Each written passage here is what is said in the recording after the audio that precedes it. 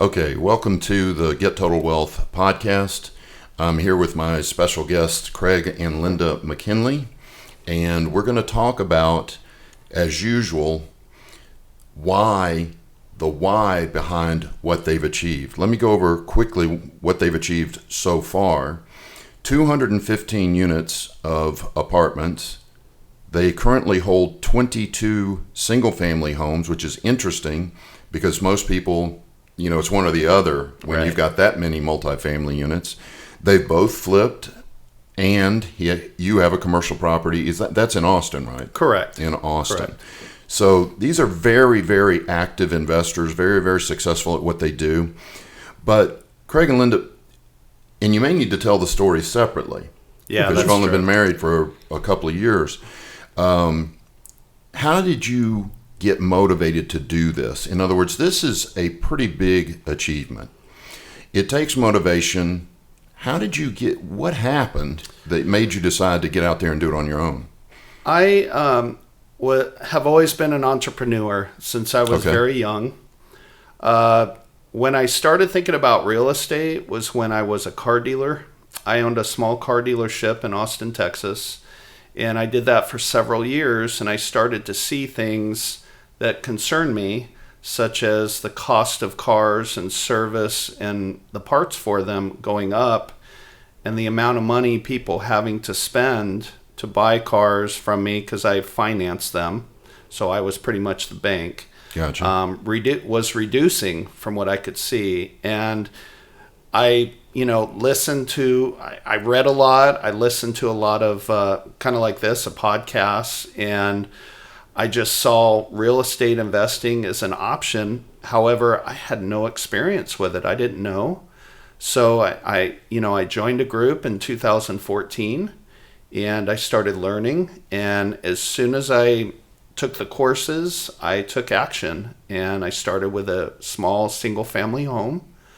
I don't know if you want me to get into the details of it, but that's kind of what springboarded me, as buying one, renting it, and getting excited, saying, wow, I can really do this, and just continue to follow that map and take that course. And then I was introduced to multifamily, and about, I would say, a little over a year after buying that single family home and renting it, I bought my first multifamily property, which was a small one. I bought it on my own. It was a 6-unit, and I currently still own it today and cash flow very well with it. And that just, got me excited to do it more and more. I no longer have to run my car dealership.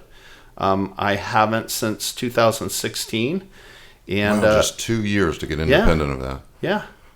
That's amazing. Mm-hmm. It's also a testament to you have a little bit of wisdom, which is you saw the writing on the wall. You didn't like what you saw. Correct. So you said, I'm going to take action in a different direction. Correct. That's great.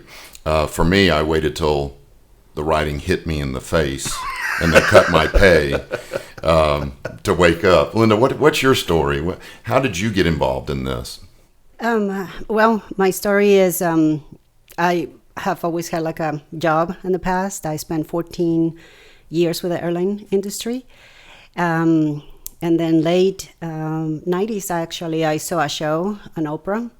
And it was pretty much about real estate and just buy and hold and benefit from cash flow. So I started buying their books and started reading. 2001, I got my first rental. It was a mobile home. So I just really didn't know what I was doing. It was all by trial and error. I would say more error than trial, but gotcha. So things were still not going right, but I was determined that was the way to do it. 2006, I bought into a group. I bought a whole program. Still, I was not where I wanted to be. And then an opportunity of a condominium what came up. It was in a better area. And I was able to sell that mobile home, and I was suggested by the realtor that helped me on a 1031. I didn't know what that was, so that was my first time experiencing that. Excellent. I bought that condominium on that, and then on this subdivision, I was able to then later on acquire 2 more condominiums. So that's when I started seeing the pattern as to, okay, this could work. I still haven't figured out a better way. 2011, I joined another group, and that's when I learned a lot, and how it depends on the asset and how to pretty much underwrite properties and look at them. And that's actually when I sold my condominiums in 2012. I was able to buy 2 single families right off the bat. Actually, they both got on the contract on the same day. Wow. And I started investing passively on multifamily. And that's pretty much how I started. After that, just buying continuous single family. I still investing passively on multifamily. Then Craig and I met in 2016, and we just went on from there. In 2017, we got 33. You met at the Real Estate Investor Club, right? Correct. Yes. I love it. Yes. So we met, Yes. and then in 2017, and that's when we were already dating, but we're not engaged yet. So he got his first apartment complex as a syndication, a 33 unit. Excellent. She was my realtor. Okay. Yes. Nice. Yes. I didn't get a discount though. That's No. right. No discount there. One more dozen roses, and you might have gotten it. Right. And then it was a deep value play. In Yes, it was. 2019, Okay. I sold that one for a very good price. So he was able, and his silent investors also to benefit very well. And then moved on 2 days after closing. Right. We were able to get on the contract on the 41 unit that we currently own. So I'm presenting tonight. I'm presenting It's tonight. 41 units. Correct. tonight. Yes. Okay. Wow, that's a great story. So you kind of were thinking entrepreneurial from the beginning too, because you only had 15 years in corporate America, Yes. and then that you got the bug. Do you remember the name of the book? Rich Dad Poor Dad. Robert Kiyosaki. Yes, recommended, required reading for the members here at Yes. Total Wealth Academy. Okay, so what's your future goals? In other words, you've already got 215 units. I think you told me that you're going to look at buying something big the end of this year, or Our goal is to definitely go under contract and close another large property. And when I say large property, I mean an apartment community. We would like it to be between 150 to 250 units. okay. So that is a very strong goal that we are trying to achieve. Sometimes it takes a little longer, but sometimes it just slaps you in the face and you're able to go under contract pretty quickly. So Yeah. it's just a matter of when you underwrite it, if it makes sense, and if it does, you move forward and you do it quickly. You don't sit around and think. You make it happen and you do it quick. And that's one thing I've done Yes. very well. Yeah, the old adage, I think it was from Zig Ziglar, good deals don't last. Correct. They don't. No. When you get an opportunity, you write that contract, put that earnest Immediately. money up, get it under contract as quickly as possible. So, yeah. Quick question. I know I'm putting you on the spot. Do you have an opinion about what's going to happen at the end of 2021 when COVID response is over, all the foreclosures hit? What do you think is going to happen?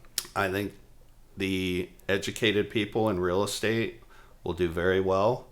Unfortunately, I do foresee people that unfortunately work 40, 50 hours a week, or they don't have a job. They may be losing their homes, and that's unfortunate. But like I said, that's the educated prosper.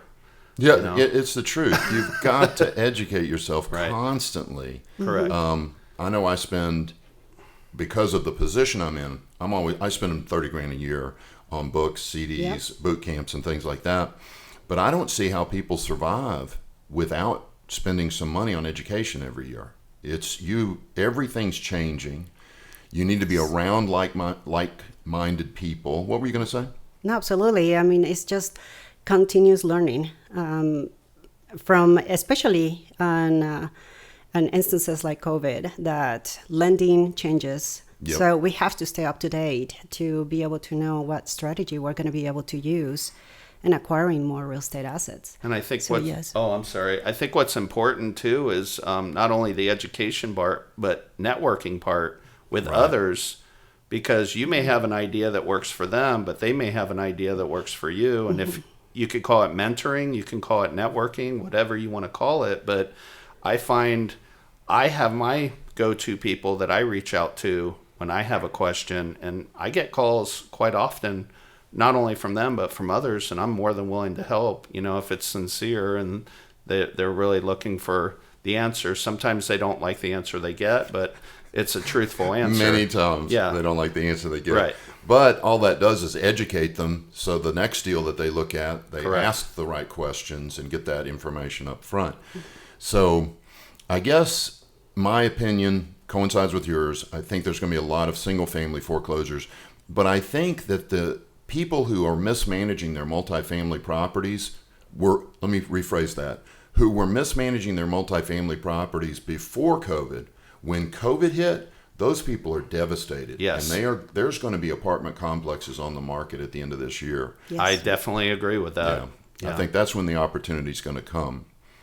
So if you were to give a person a piece of advice, and you've actually given some really good advice already, study, learn, network, what would you say to, say, your brother who saw your success and he's just working a 40-hour week job?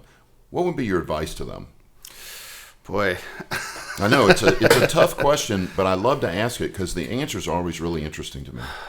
Well, it would need to start with real simplistic things. Get your credit in order, so your credit scores really well, because you're going to need to be loan sized.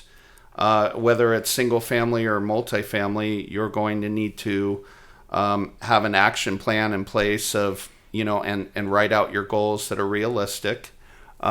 Moving forward, someone's going to have to make changes in their life from being in that 40-hour work week type of life and make sacrifices to get to either, their first single family rental home or their first flip, whatever it is. And they're going to have, like I said, they're going to have to make those changes in their life. And at first it might be a struggle for them because they're out of their comfort zone. And that's the biggest thing. When you're in a 40-hour work week type job, you're in your comfort zone, you feel safe, and it's very difficult to get out from that. But, that's basically what has to take place. There needs to be a little bit of discomfort in the beginning in order to prosper and grow. And then you've already mentioned it, education, networking, having a support group that you can go to. One of the things I did in the very beginning is I joined a group of people that I could go and ask questions. And I remember in the beginning, some of the questions I was asking, you would know I was a rookie or a newbie. Right. But now I go to it and I see people asking similar type questions, and I think to myself, that's where I was. And I'm bragging on myself, I'll say it, but now a lot of times I'm the one answering the questions, in the group of, feels good. This is what you need to do to make a plan and grow and prosper. And in the beginning, there was times I was questioning myself, but I always had the end, the end of the tunnel, the light at the end of the tunnel in front of me. I was always seeing that. It's kind of like when you buy, I'll bring back my car dealership days. You buy a car that's completely filthy and messed up and you get it for real cheap. You've got to see the end product. Right. You got to have a vision. You've got to have the vision. Exactly. So I hope that answers the question well for you. I think because that's my feeling. I'm going to reduce it down to that last point. You have to be around people who have the big picture, who have the vision, because when you've never done it, you can't. It's hard to envision. It is. That one little single family house is going to change your life. But once a person gets that first one, they start. Both of you mentioned it. Then I realized I could do it over and over again. Mm-hmm. So what would be your advice? Well, definitely keep the goal in mind. That's a must. Yes. Because no matter what's going to happen throughout the journey of, it's going to be hard, stepping out of your comfort zone. What I always keep in mind is, and of course it's something scary when you step out of the box of the routine. But what I always keep in mind is fear is temporary, but the regret of not doing it is going to be permanent. Mm-hmm. And I cannot see myself being 80, 90, 100 years old and wish I would have done it. So for me, that's huge. And I much rather be nervous, scared right now, and do anything I can. And when you put it in your mind and you feel very strong about it, you make it happen. And regardless of how many hours a week you work, it's still, there's a way. Because when you want something really bad, you make it happen. And it works. It's so worth it.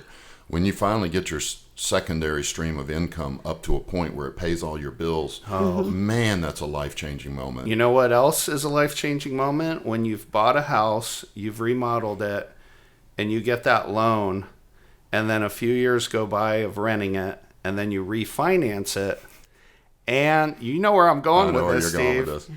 You pay yourself back all the money that you put into it.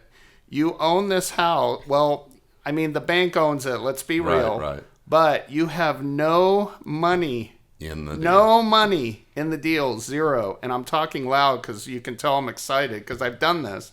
You have no money in the house, in the deal. None. And yet it's paying you $400 or $500 a month in cash flow. And on top of that, you're getting the tax benefits, amortization, depreciation, the interest. And by the way, you're not paying the interest. You're not paying the taxes. Your renter is. Yep. And you have what other investment can you do that's that advantageous? I just don't know of any. I haven't heard of any. Well, and yeah, you're right. It accounts for amazing. 70% of the millionaires in the U.S.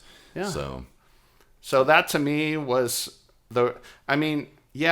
owning real estate, getting the cash flow and all that is exciting enough. But when you do that and you've replicated it a few times, because I've done it, I think 3 times now, where I have no money in the house. And I just renewed my lease for the 6th year in a row, same people in Georgetown, Texas. And I can say figures, right? This is okay? Absolutely. I make over $1,100 a month off this house in cash flow. Wow. I have no money in the deal now because I refinance. That's an infinite rate of return. Exactly. Mm-hmm. That's crazy. And that's truth. I can show the numbers to anyone that wants to question me on it. That's hard facts. And I refinanced, got all my money out of it that I originally put into it a couple years after owning it. And it's still doing well. And believe me, I don't plan on selling that house to anyone anytime soon. I think I'm going to, I forget the term, but deed it to one of my children. So cool. Yeah, I've got, people laugh at me, but I have a couple single families that I just can't sell. I don't know if it's emotions or problems or what, but every time I think about saying, I'll get to it later. Yeah. Because it's just raking in the cash. Right. And it doesn't cause any issues if you screen well, if you run it right, if you have same tenant for 10 years. Yeah, and you have your team in place when something like the AC capacitor goes bad or something with the plumbing leak under the sink goes bad. You have someone that you can call that will go and do the job quick, and it's a reasonable cost. Why would you want to get rid of an investment like that? And the other thing is, I regret selling every piece of real estate I've ever sold. And I would agree with you 100%. My first 10-unit apartment, I sold it probably because I didn't understand NOI. I didn't understand cap rates. Right. I sold it for $200 or $300 less than it was worth. Oh. But then I had a mentor that goes, don't ever complain about making a profit. So I had to shut up. But I could have made a lot more. You've got to know what you're doing. Never be mad at money. That's what I used to be told. I like that. Okay, I really appreciate it, Craig and Linda. This is great, and I look forward to hearing you speak this evening. Awesome. Thank you. Thanks, everybody, for watching. Thank you. Have a good rest of your day.